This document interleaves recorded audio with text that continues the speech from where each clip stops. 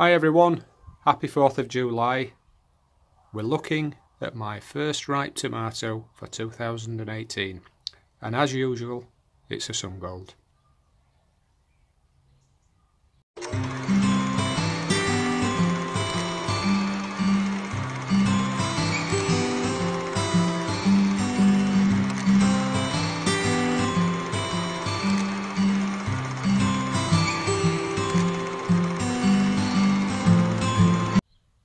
Hi folks, it's Friday, another hot day at work, and I've just popped down to the allotment for a cool off, and we need some potatoes tonight, so I thought I'd lift another couple of roots, and thankfully the potatoes are starting to get a little bit bigger, and there aren't many really tiny ones now.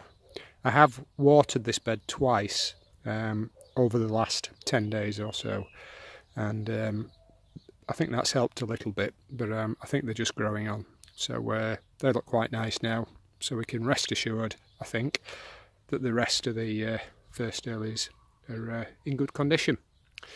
So they're the potatoes for tonight, and I just thought I'd show you the no-dig border that divides the first and second allotments, and you can see that the squash, these are the Ushiki Kori, they've taken off, and they're definitely setting the pace this season. There are 3 of those there.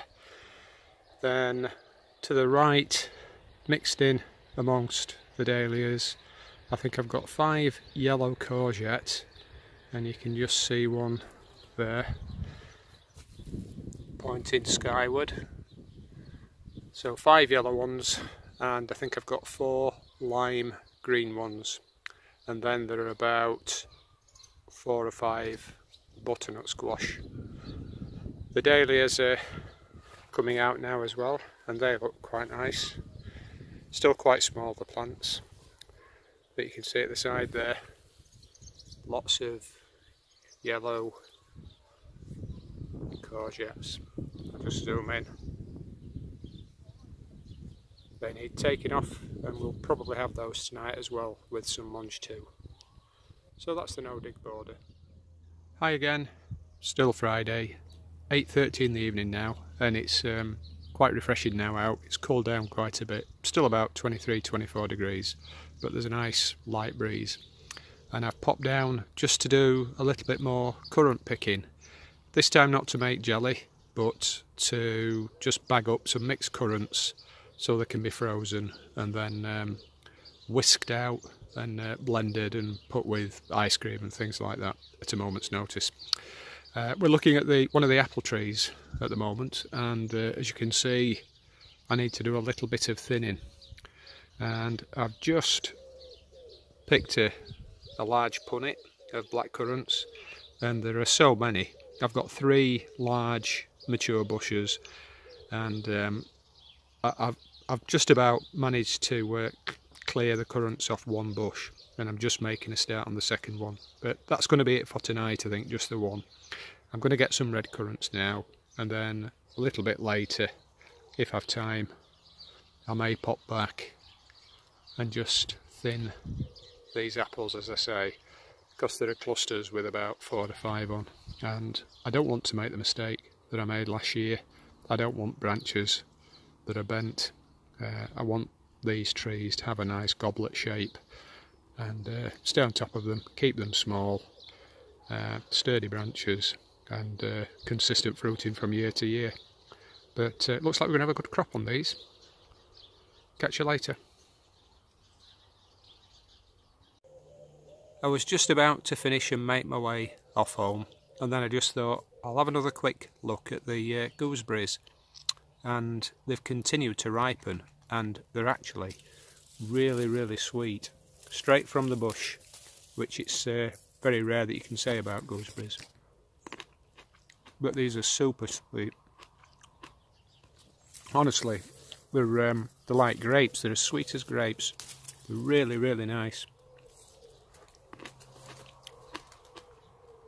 I just wish that they were a thornless variety, because they are very prickly.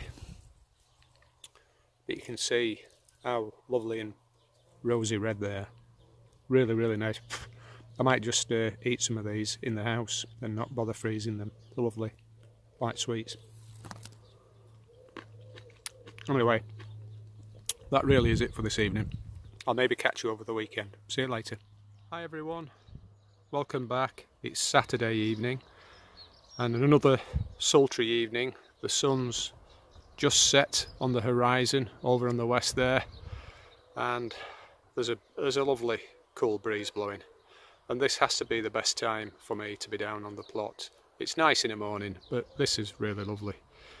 You can do a little bit of picking or a bit of work in the greenhouses, catch up on jobs that you just didn't have the time to do and you didn't want to do in the heat of the day. And I've just done some watering, and for the first time I've used the hose. A few updates back I extolled the virtues of the watering can, and I've managed for about 9-10 weeks with the watering can. But everything's become so dry. You can see looking up at the no-dig plot how brown the grass is. And I've just watched Steve's latest update on his seaside allotment, and he did a tour of his back garden, and his lawn was the same. And it's so dry, and some of the crops were starting to suffer a little bit, particularly the potatoes. I'd not watered them at all, and they were starting to die back prematurely, the main crop. So for those beds where it's no longer viable really to use the watering can, I've started to use the hose. I don't like it, but it gets the job done. And it's been the cleanest allotment this year. In the last 5 seasons we've had hardly any weeds, and that's down primarily, I think, to using the watering can. But there's nothing else for it now. So I've just watered the onions, and I just thought I'd show you these briefly. They stand out nicely, don't they, against the damp soil. These are the Santero heat-treated white onions. Excuse me. And when I last showed these, they'd not really begun to fill out, but they're doing all right now. They're catching up nicely, and the same can be said for the red onions as well.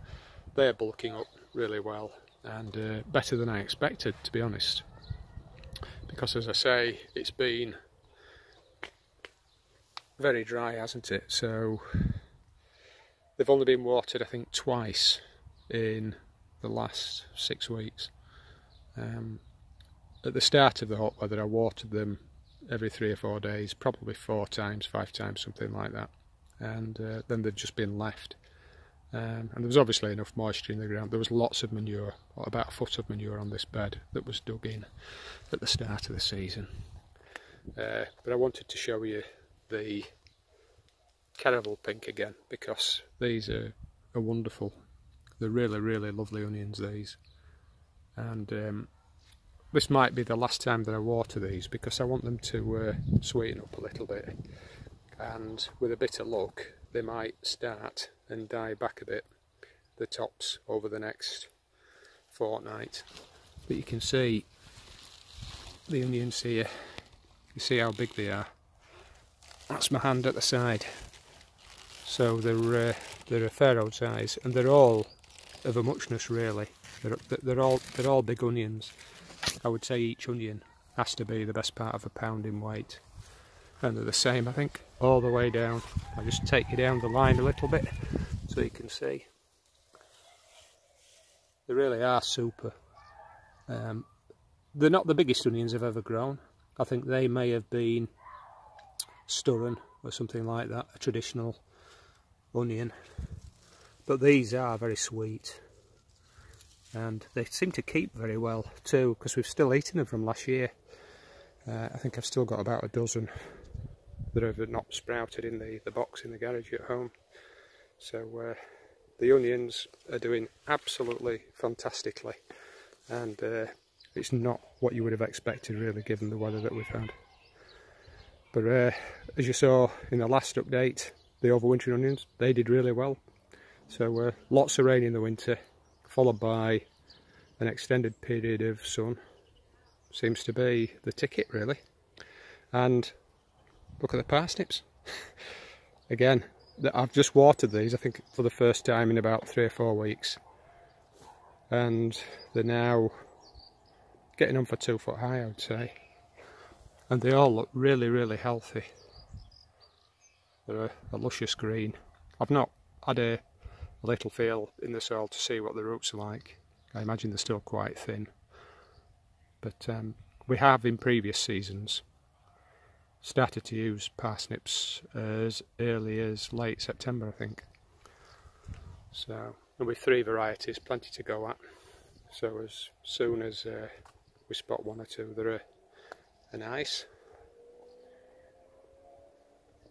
they'll be lifted and enjoyed. Brussels sprouts are doing okay.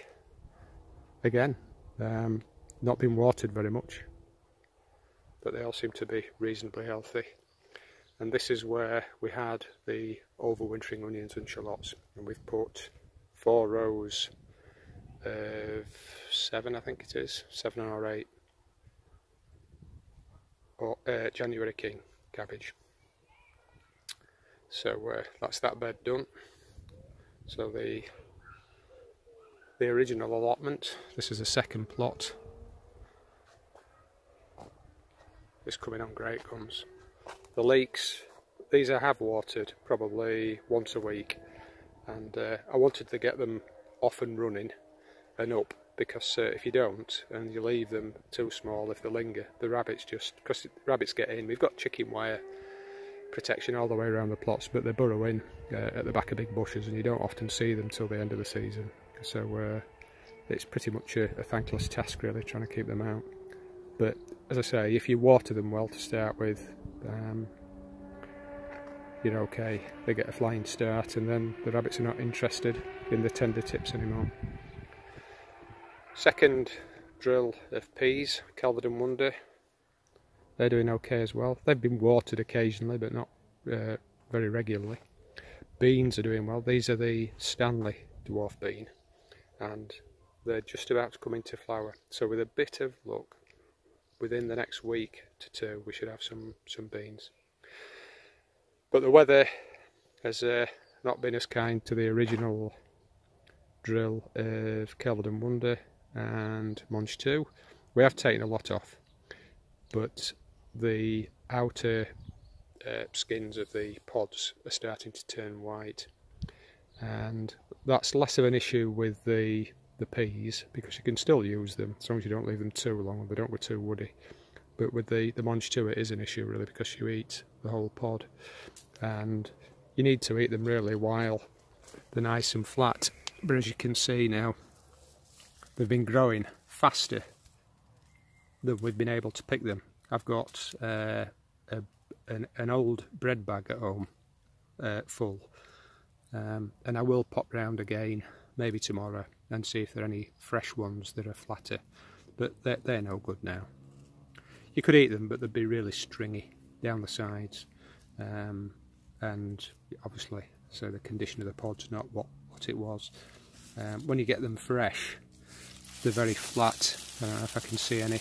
You can see it's a product to the weather, but also not getting to them quickly enough. You know, thin like that, I guess, like that one there. That's really what you want. But if you look at the other side, you've got the silver in, so they're going over now. And I had a discussion with Steve with the Seaside Allotments through the comment section of one of the recent uploads, and he sort of micromanages how he does his gardening with a rapid turnaround of plantings, and I think next year I'll do the same with the legumes. Instead of having a big drill like this that might produce 3 carrier bags of peas or Munch 2 within a week, what I might do is do 1 row but divided between peas and Munch 2, so they'll be easier to manage, and I'll do them successionally, and I might have maybe 3 or 4, so that we have maybe 4 pickings, you know, 2 or 3 weeks apart through the season. That's the plan anyway. It makes no sense, does it really, to be growing too much and wasting some simply because you can't pick and process it quickly enough. Or if it's as hot as it is at the minute. Had it been milder, then they would have been slower to mature. But lesson learned. So next year hopefully we'll have maybe 4 or 5 mixed rows. The beans on the other hand, they're okay, they're not a problem. Because they do tend to sit better on the plants and they mature more gradually, and that gives you time to pick them, eat them and preserve some at the same time. So it's not normally a problem. You can go through 2 or 3 times, pick a big bag and deal with you know, what you've harvested. So that's the original allotment. Light's fading now. It's lovely and cool. I might just go and sit on the bench for 5 minutes and have a cup of tea and eat a few sneaky gooseberries. I'll end up being upset stomach, I always do, but that's life, isn't it? Thanks very much for watching, and I hope to catch you again soon. Take care, all the best.